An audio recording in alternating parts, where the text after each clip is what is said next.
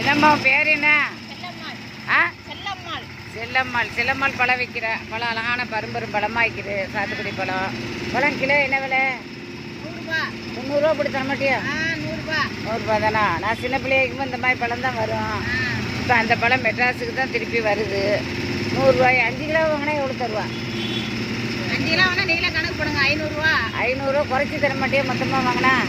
குறைச்சில கிடையாது, ஒரே ரேட்டு தான். 10 காய். பாருங்க செல்லம்மா பொட்டுக்கிட்டுலாம் வச்சு நல்லா அழகாக வைக்கிறேன். செல்லம்மா அது யார் பூ தொடுக்கிறதுக்கு? அம்மாவா? எங்க அம்மா தான். அம்மா பூ தொடுக்கிற பூவும் அழகான பூவாக வைக்குது. சரி யூடியூப்புக்காக வேண்டி எடுக்கிறேன் பாருங்க.